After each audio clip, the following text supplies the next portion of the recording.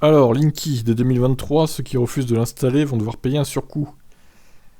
Ah oui, parce qu'il y en a encore qui croient que Linky émet des ondes nocives pour la santé, etc., quoi. Et qui donc refusent de l'installer.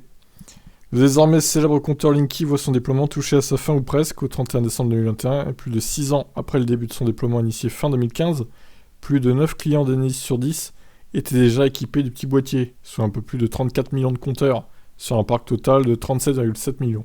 Si l'entreprise énergétique se satisfait de ce déploiement, la Commission de régulation de l'énergie a pris une mesure radicale qui s'appliquera en début d'année prochaine pour les clients non équipés du Linky. À compter du 1er janvier 2023, les personnes qui refuseront la pose d'un compteur Linky seront pénalisées.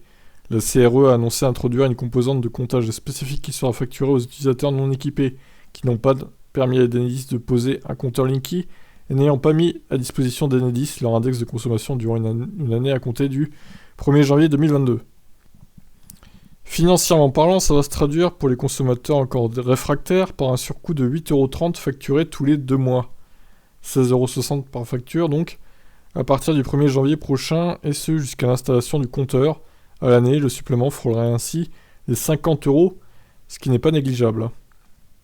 Enedis déclenchera la facturation après avoir clairement identifié l'absence d'une mise à disposition d'index de consommation depuis plus de 1 an, couplé à l'envoi d'un courrier à l'utilisateur.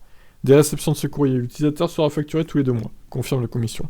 Ça veut dire qu'il ne faut pas avoir installé Linky et ne pas avoir fourni son index de consommation sur plus de 2 mois, une position qui oblige Enedis à faire intervenir ses agents sur le terrain pour faire un relevé de compteur à l'ancienne.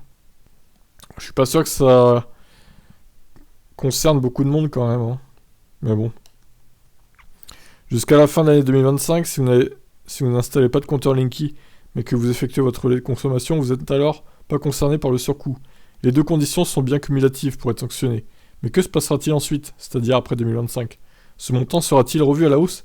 Clairement, la CRE ne l'interdit pas. Dans la délibération de la commission, il est écrit que pour la période TURP 7, après 2025, une facturation de la relève résiduelle sera introduite pour l'ensemble des utilisateurs non équipés de Linky, sauf ceux qui font face à une impossibilité purement technique. Alors, je vois pas...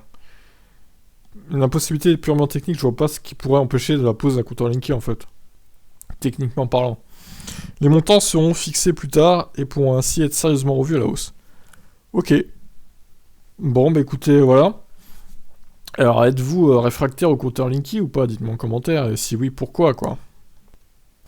Bah, moi, je le trouve assez pratique, hein, ce compteur. Au final, on peut voir en temps réel combien consomme la maison en se baladant dans les options. Donc, moi, je trouve ça très bien, en fait.